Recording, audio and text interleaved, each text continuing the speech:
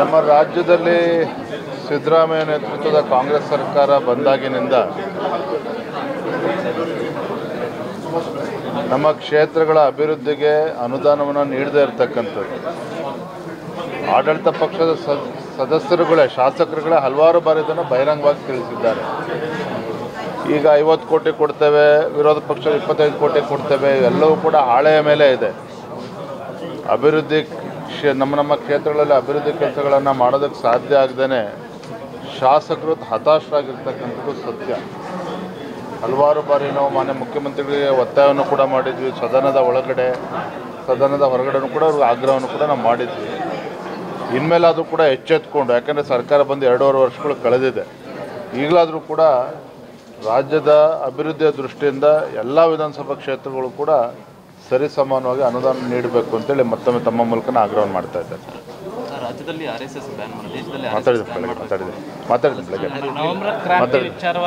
ಚರ್ಚೆ ನಡೀತಾ ಇದೆ ಸರ್. ಇವತ್ತು ಬಿ ಕೆ ಹರಿಪ್ರಸಾದ್ ಮತ್ತು ಸಂತೋಷ್ ಲಾಡ್ ಅವರು, ಪ್ರಿಯಾಂಕ್ ಖರ್ಗೆ ಅವರು ಈ ಬ್ಯಾನ್ ವಿಚಾರವಾಗಿ ಮಾತಾಡ್ತಾ ಇದ್ದಾರೆ. ಬಿ ಕೆ ಹರಿಪ್ರಸಾದ್ ಅವರಿರಲಿ, ಪ್ರಿಯಾಂಕಾ ಖರ್ಗೆ ಅವರಿರಲಿ, ಸಂತೋಷ್ ಲಾಡ್ ಅವರಿರಲಿ, ನಿಮ್ಮ ಸರ್ಕಾರ ಬಂದು 2.5 ವರ್ಷಗಳು ಕಳೆದಿದೆ.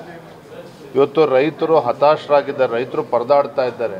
ಕಲ್ಯಾಣ ಕರ್ನಾಟಕದಲ್ಲಿ ಅತಿವೃಷ್ಟಿಯಿಂದಾಗಿ ತೊಗರಿ, ಉದ್ದು, ಕಬ್ಬು ಮತ್ತು ಸೋಯಾಬೀನ್ ಬೆಳೀತಕ್ಕಂಥ ರೈತರು, ಹತ್ತಿ 70-80% ಇವತ್ತು ಸಂಪೂರ್ಣವಾಗಿ ಬೆಳೆ ನಾಶ ಆಗಿದೆ. ಇದ್ರ ಬಗ್ಗೆ ನಿಮ್ಮ ವಿಚಾರಗಳನ್ನು ತಿಳಿಸ್ಲಿ.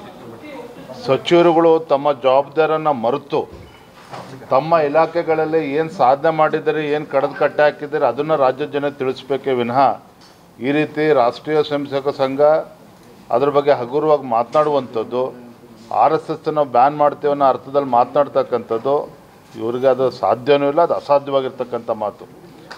ಇಡೀ ದೇಶದಲ್ಲಿ ಇವತ್ತು ಬಹುತೇಕ ರಾಜ್ಯಗಳಲ್ಲಿ ಇವತ್ತು ಭಾರತೀಯ ಜನತಾ ಪಾರ್ಟಿ ಅಧಿಕಾರದಲ್ಲಿದೆ. ನರೇಂದ್ರ ಮೋದಿಜಿ ಅಂತಕ್ಕಂಥ ಒಬ್ಬ ದಿಟ್ಟ ನಾಯಕತ್ವ ದೇಶಕ್ಕೆ ಸಿಕ್ಕಿದೆ. ಇಂಥ ಸಂದರ್ಭದಲ್ಲಿ RSS ಬ್ಯಾನ್ ಮಾಡ್ತೀವಿ ಅಂತೇಳಿ ಯಾರೋ ಊಹೆ ಕಲ್ಪನೆ ಮಾಡ್ಕೊಂಡಿದ್ರೆ ಅದು ಮೂರ್ಖತನದ ಪರಮಾವಧಿ. ಯಾವುದು ಕೂಡ ಆಗೋದಕ್ಕೆ ಸಾಧ್ಯ ಇಲ್ಲ. ಹಾಗೆ ಮಾತಾಡಿದ್ರಿಂದ